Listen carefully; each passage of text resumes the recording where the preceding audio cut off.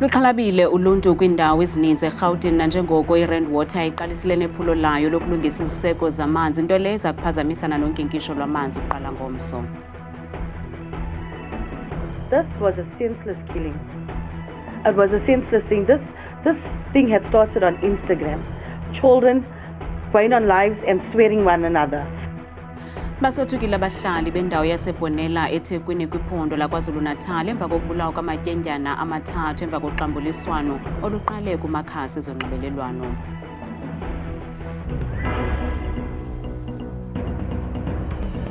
Sinamkele kwindaba zethu ngokuhlwanje Andambi Ndodwa, Ndamba noPhumza Sikhumba noyitoliki yolwimi lezandla Bhotani Mzontsonto.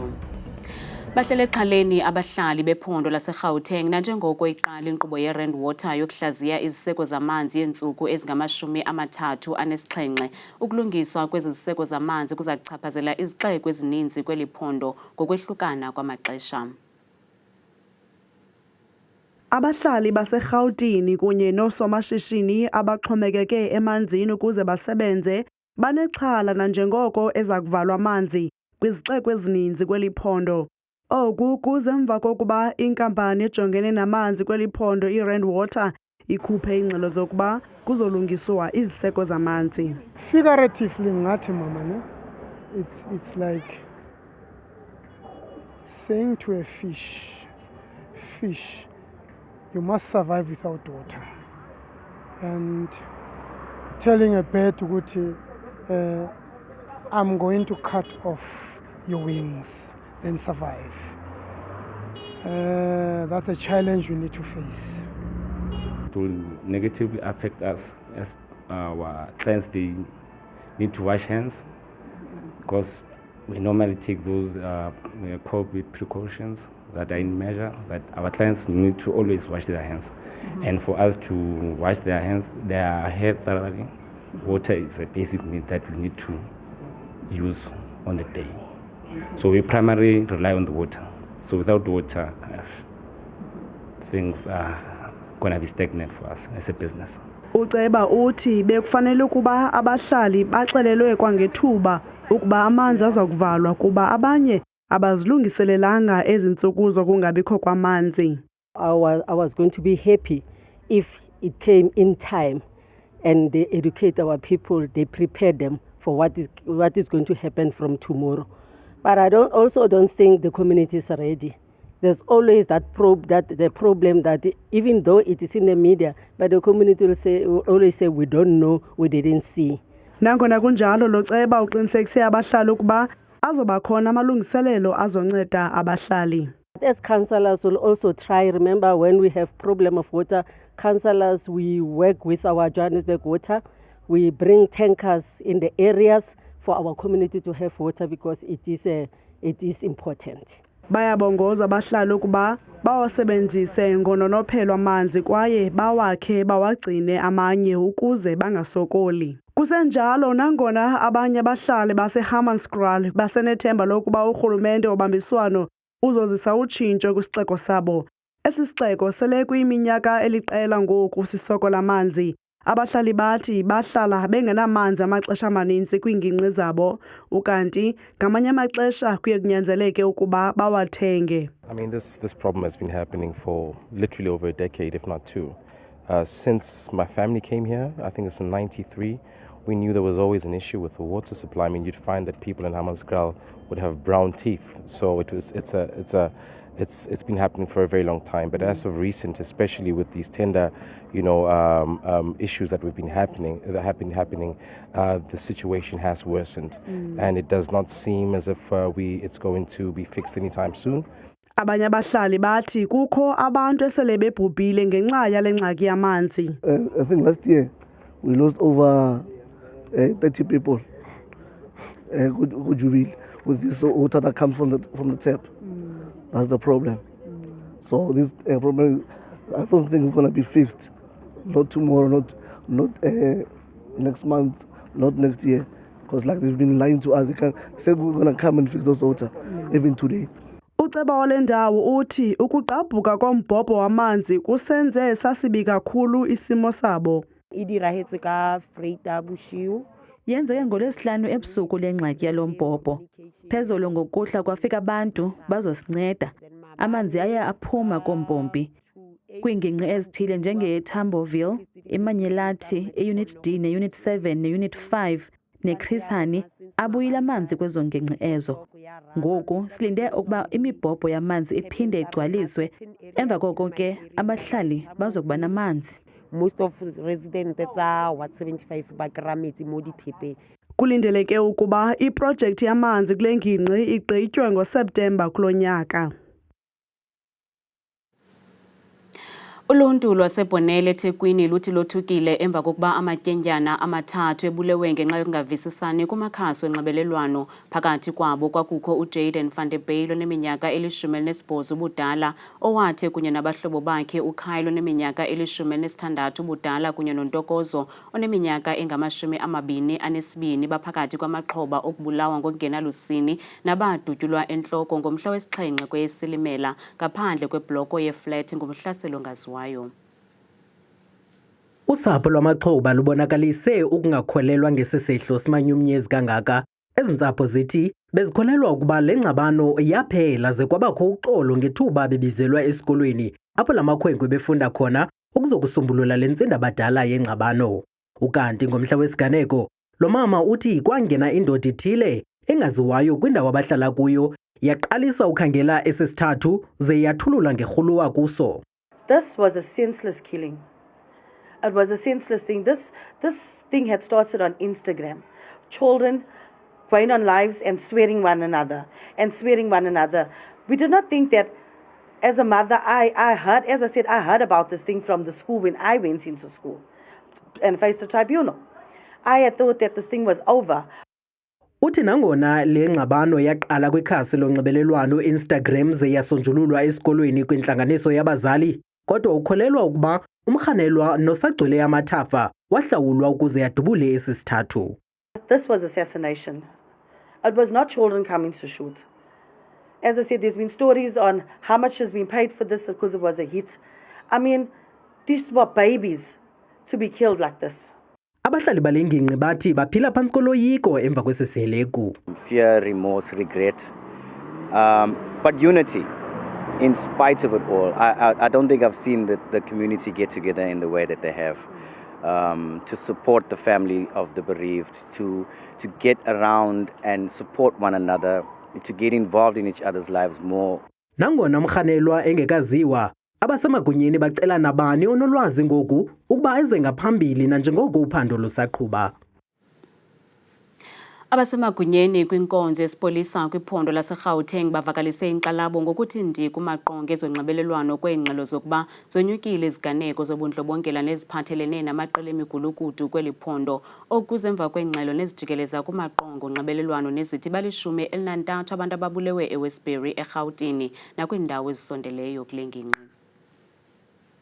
Iingxelo esemthethweni ziqinisekisile ukuba mathathu kuphela amatyala okubulala ewonke, ukanti onke la matyala enzeke eWestbury naseSophia Town. Ezi ngxelo zithi akukho ziganeko zokubulala ezidibanisela imigewu kwiindawo eziquka i-Eldorado Park, iRivali neNoordgesig nakuziphi na ezinye iindawo kweli phondo.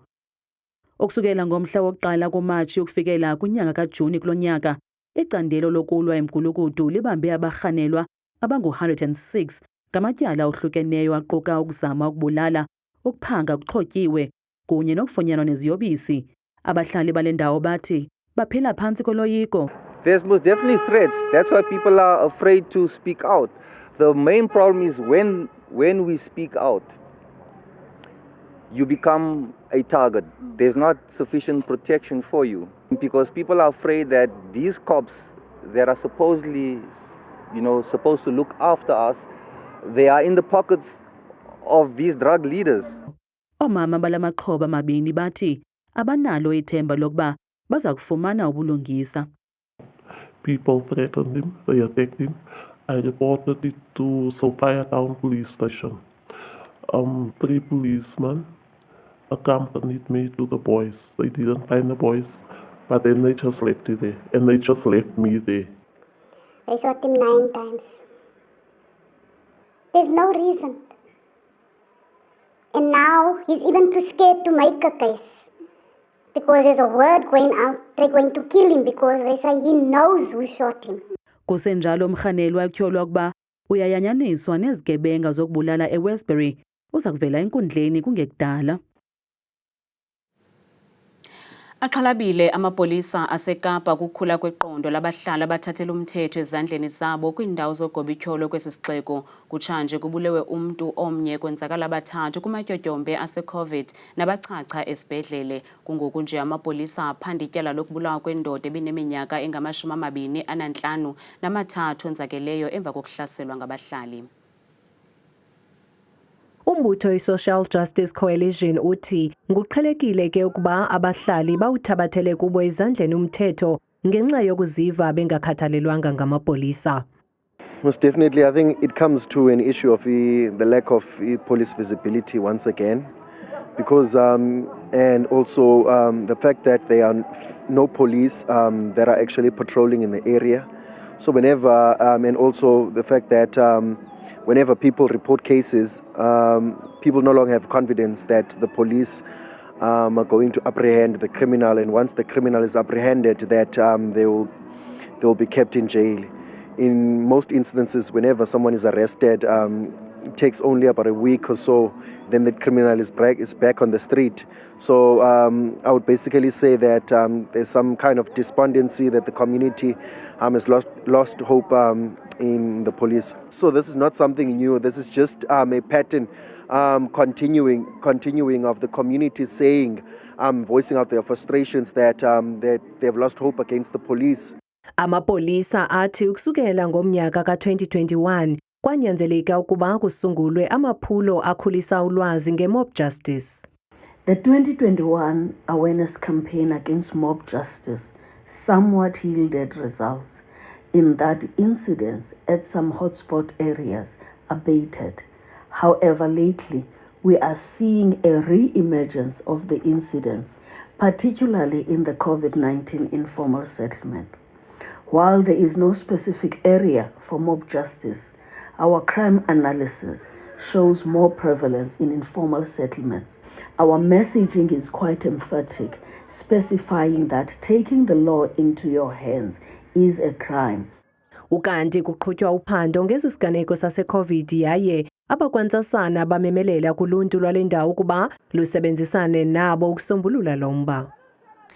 Xa sijonga kwezopolitiko, inkokheli ye-UDM uNjengelebantu Holomisa uzibhebhethile iingxelo zokuba ukuzimanya kweqela lakhe norhulumente wobumbano kukuthengisa nokuncatsha amaqela anxaxhele ngasekhohlo angahambisaniyo nalo rhulumente wobumbano. LukaHolomisa uthi iqela lakhe lilandela oko kubonakaliswe ngabavoti kunyulo likazwelonke ukuba amaqela ezopolitiko alawule ngobambiswano. They are out of order. They don't know what we discussed there. For your information, the EFF said they would join the GNU. And such a decision by them would test the ANC and the ANC, who is honest amongst them. So I don't want to get into details. So we have never closed the door. It's not a sellout position. Kusenjalo kulindeleke umongameli Cyril Ramaphosa ebhengeza isigqiba solawulo lwakhe nesakhiwo ezinkokeli ezisuka kumaqela ezopolitiko ezili-10. Umhlalutyi wezopolitiko umnumzana Sandile Swana uthi zombini inkokeli ze-ANC kunye ne-DA zohlulekile ukulungiselela kwangethuba umanyano olunokubakho, nangona uphando lubonisa ukuba inkxaso yombutho olawulayo kunyulo lakutshanje iza kutshona ngaphantsi kwe-45%. Uswana uthi ayibobulumko into yokuba i-DA inyanzelise imfuno The DA has got disastrous policies in terms of job creation. If we were to follow the DA as it is, unless it has written other suggestions elsewhere, our unemployment would increase by at least 1 million to 2 million to about between 13 and 14 million after 5 years. So we do need to be clear about anybody who wants any portfolio, what do they want to do with it? And Cyril needs to know who is the most competent people to do what, and what is it that needs to be done. So he is shooting in the dark at the moment, and the DA is taking chances. Izicwangciso zokuvalwa kwamaphephandaba amahlanu naphansi kweMedia 24 kuza njengesibetho kushishino lobuntatheli kunye noqoqosho lweli babalelwa ku400 abasebenzi abaza kuphulukana nemisebenzi yabo kanti oku kuza kunwenolana kwabo bashishina ngokambisa amaphephandaba. Lehlile kakhulu inani labantu abathenga amaphephandaba kweli okususela ngo-2013. Ezinye zezizathu zoku kungenxa yokuba uninzi lwabantu bakhetha ukufunda indaba konomyayi okanye ii-cellphone zabo. 2008, when I was on the college, that was my last time to buy the newspaper. Nangona kunjalo, basasekhona abathi bakhetha ukufumana indaba kumaphephandaba kunokuba babukele kumabonakude. Ne ke kopa ba tswelle pele ba reke di-newspaper. They must keep on buying newspaper because di ba fa ditaba tse bohlokwa. Mohlolomong tse ding ha o di bone ko TV empa ko di-newspapering wa di bona. Inkokheli yombutho i-Free Expression nokwaliqala lentatheli omnumzana u-Anton Harbour uthi olu tshintsho lubalulekile kodwa ke lufike ngokukhawuleza kunoko bekulindelwe. Certainly my experience is that most of the sites on which you get news online do not have the same role and character as the print versions had. The internet is flooded with information. The purpose of a newspaper is to sift through that and tell you this is what you can believe, this is what you need to read, this is what you should read, and to package that for you in a way that's both interesting and entertaining. Abathengisi abafana noTebogo baza kuqhokeka kakhulu epokothweni. Oh, it's too much. It's like you are bothering people, you see. Plus now it's like the people, they have the newspapers on the phone. Now it's rare for a person to buy a newspaper. My business is already affected. If they closed, it's going to be worse. It's going to affect those who are working there. Kuqikelelwa ukuba ukupapashwa kwalamaphephandaba kuza kumiswa ngomhla wama-30 kuSeptemba kulo nyaka. Akakakholelwa uSibusiso Dlakadla ongumbhexeshi emiboniso bhanyabhanya kuba uza kuphakamisa iflag yeli eMelika. OkaDlakadla uchongelwe iwonga le-Best Director kumabhaso anjongo ekuqaphela abathabathi nxaxheba kwimveliso zemiboniso bhanyabhanya eHollywood Best Indie Film Awards. Lenzalelwane yaseSoweto eRhawutini ithi nethemba lokuba ukuvuleka kwalo mnyango kuza kuvula neminye emininzi.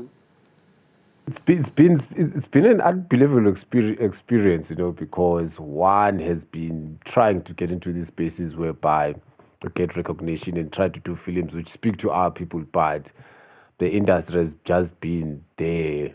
In my case, there's just been there because it's been application after application, but not getting any responses or whatnot, you know.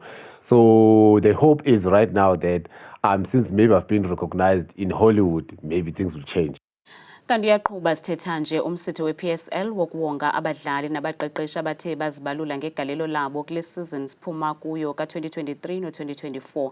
Lona wonga likhulu lelo lomdlali wonyaka othe wabalasela nalapho uTebogo Mokoena, Ikram Reyners noRonwen Williams ingaba bakhuphisana ngeluwonga lonyaka. Masiphosa amehlo kwimozulu nesiphathelwe ngithabile Makhaphela.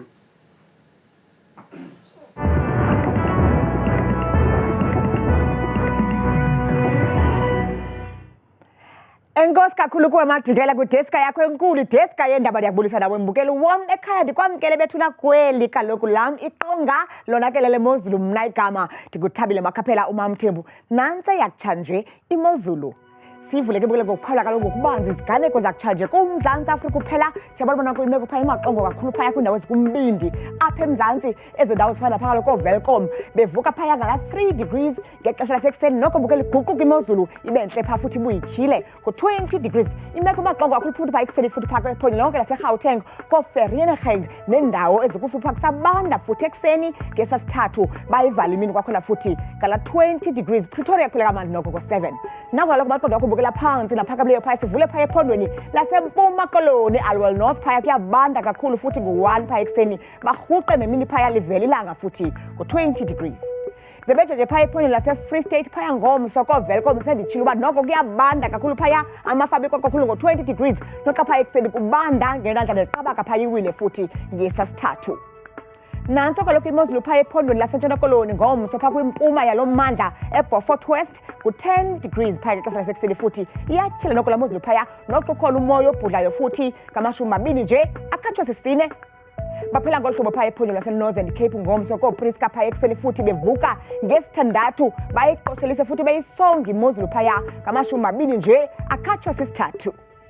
Ukanti mbukeli wami ekhaya baphila kanje bona phaya ephondweni lase-Northwest ngomso indawo ezifana naphaya eTosca phaya kuyabanda futhi ngo-5 degrees qabaqaba nje ngamafu xa bevala usuku ngamashumi nje mbukeli wami akhatshwe sisithathu. Apho sisasa zakhona bukele kuseRhawutini phaya umzakelo phaya koPretoria phaya kumantla futhi kala 7 degrees ngexesha labo lasekuseni futhi beyisonga beyivala kamandi mini phaya licwengile ilanga ngo-19 degrees. Senyuke njalo senye kumantla kaloku apha eMzantsi Afrika futhi ephondweni laseLimpopo njengaphaya koPhalaburwa ngo-12 degrees phaya ekuseni futhi liyatshisa ilanga phaya xa beyisonga beyivala imini yabo ngamashumi nje nesine. Kanti sehla njalo ke bukele sijonge phaya iphondo lethu laphaya eMpumalanga phaya eMalahleni futhi kusabanda ekuseni ngesasithathu bayisonga imini noko ngelanga phaya namafu njengothusiyo ka-21 degrees. Xa sivala bukele ekhaya siyayisonga lo imozulu wethu ngephondo lokuqabela phaya KwaZulu-Natal koNewcastle phaya iseli futhi iqabaka kuyabanda kakhulu phaya futhi ngala 4 degrees bayisonga bayivele kamandi imini yabo ngelanga ngamashumi nje bukeli wam akhatshwa sisine. Itsho kaloku imeko yethu apha kudesika yami yemozulu mna uNgoza ndithanda kangaka xesha libiyole.